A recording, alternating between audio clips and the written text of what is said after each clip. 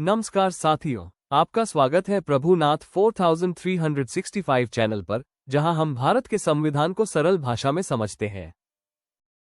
आज हम बात करेंगे संविधान की आत्मा की 3 ऐसे शब्द जो हर भारतीय के जीवन से जुड़े हैं।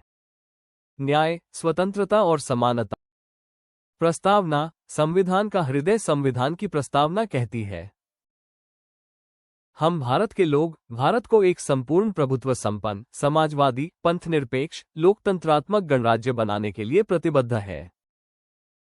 और फिर आती है ये पंक्ति, सभी नागरिकों को न्याय, स्वतंत्रता, समानता और बंधुता प्रदान करने के लिए। यही वो 4 शब्द हैं जो संविधान की आत्मा है। आज हम उनमें से 3 पर गहराई से समझेंगे। न्याय, जस्टिस। न्याय का अर्थ केवल अदालत नहीं, बल्कि समाज में समान अवसर और सम्मान देना है। संविधान में 3 प्रकार के न्याय की बात की गई है। सामाजिक न्याय, किसी जाति या लिंग के आधार पर भेदभाव नहीं। आर्थिक न्याय, सभी को रोजगार और जीवन की सुविधा का अवसर। राजनीतिक न्याय, हर व्यक्ति को वोट देने और चुनाव लड़ने का अधिकार। अंबेडकर जी ने कहा था, राजनीतिक समानता तब तक अधूरी है जब तक आर्थिक और सामाजिक न्याय न मिले। स्वतंत्रता, लिबर्टी। स्वतंत्रता का अर्थ केवल आजादी से बोलना नहीं, बल्कि सोचने, विश्वास करने और जीवन जीने की स्वतंत्रता भी है।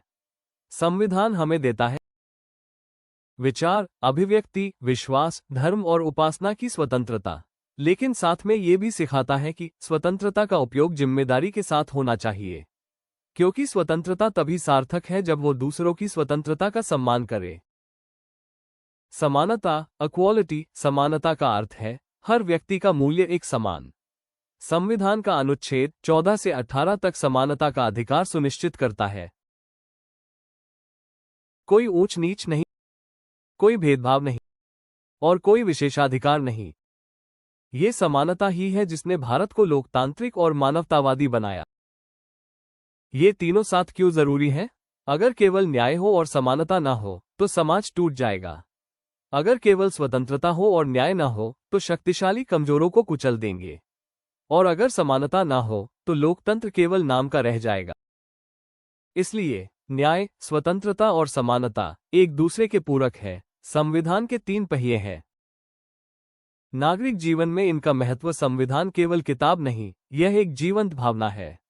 जब कोई नागरिक दूसरे के अधिकारों का सम्मान करता है, न्याय के लिए आवाज उठाता है और समानता के लिए खड़ा होता है, वही सच्चा संविधान नागरिक है। इसलिए निष्कर्ष, कंक्लूजन। दोस्तों, संविधान की आत्मा हमारे अंदर है। जब हम न्याय के पक्ष में खड़े हों, स्वतंत्रता का सम्मान करें और समानता की रक्षा करें। संविधान का आदर शब्दों से नहीं, कर्मों से होता है। अगर यह वीडियो अच्छा लगा हो तो लाइक, शेयर और सब्सक्राइब करें आपके अपने चैनल प्रभुनाथ 4365 को। अगले वीडियो में बात करेंगे धर्मनिरपेक्षता और भाईचारा, एकता की नींव। धन्यवाद।